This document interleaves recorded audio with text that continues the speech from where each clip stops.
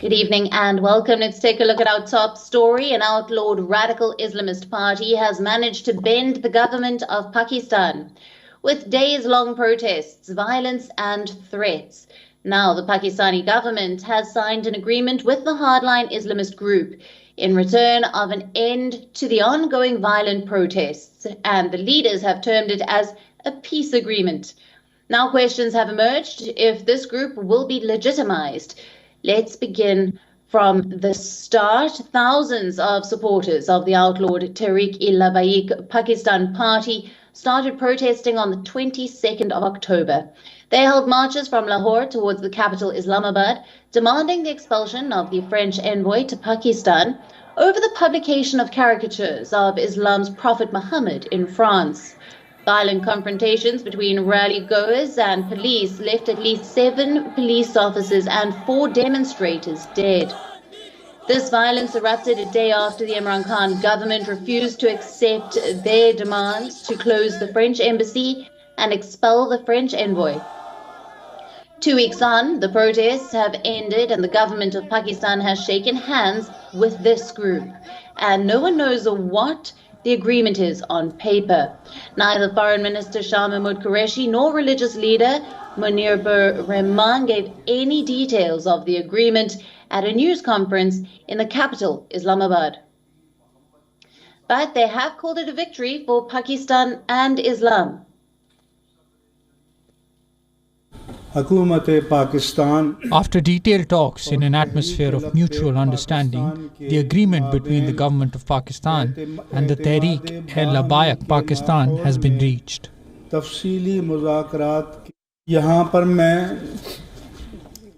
I want to make a request to the whole nation. This agreement is not a victory or defeat for anyone. This is a victory for Pakistan. This is a victory for Islam. This is a victory for patriotism. And this is a victory of integrity and protection of human lives. Besides the expulsion of French ambassador, the outlawed party was also pressing for the release of its leader Saad Rizvi, who was arrested last year for inciting supporters for anti-France protests.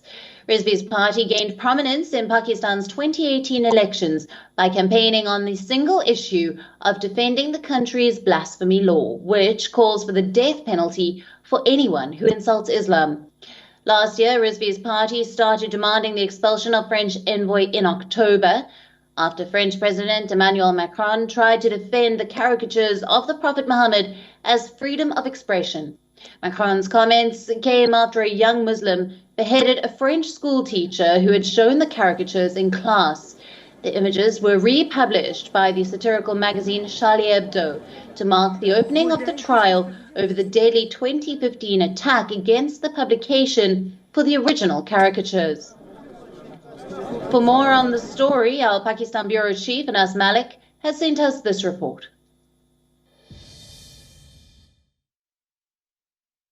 Well, the proscribed Tehreek-e-Labbaik Pakistan and the Pakistani government have reached an agreement 10 days after the right-wing proscribed organization took to the streets seeking to expel the French ambassador to Pakistan. Now, this comes in the backdrop of a series of negotiations and meetings. One such meeting, the image that came to light was of the Pakistani Army Chief General Qamar Javed Bajwa meeting ulemas, including Mufti Munibur Rahman, who was part of the deal as well. Now, Pakistani media cites its sources are saying that as per the agreement that the TLP would be delisted as a proscribed organization.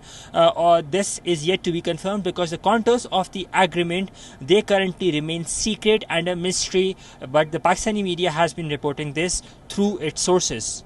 Anas Malik in Kabul, Afghanistan for WION World is One. A bitter turf war is underway between the Taliban and the ISIS Khorasan group in Afghanistan ever since the Taliban stormed to power in Kabul on the 15th of August earlier this year. The ISIS-K, with the spate of bombings, has tried to destabilize the Taliban administration, and now the ISIS Khorasan group, that is also known as the Daesh, has made its intentions very clear. ISIS Khorasan wants to go global. And the first nation it wants to target outside of Afghanistan is Pakistan. Stating that its final goal is the implementation of the Sharia, the ISIS Khorasan group has warned that whoever in the world goes against their religious ideology will have to face the wrath of Daesh. An ISIS Khorasan fighter, Nazifullah, who spoke to the media on conditions of anonymity, has said, and I quote, "Our first target is to destroy Pakistan because the main reason for everything in Afghanistan is Pakistan. When the Taliban were here, even under the previous government, they claimed to be in control of 80% of the country, but they were not implementing the Islamic teachings. That is why we started the ISIS Khorasan group here," unquote.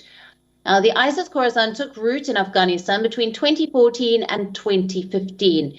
It has tried to undermine the Taliban through a spate of suicide bombings and has especially upped the ante since the 15th of August when the Taliban captured Kabul.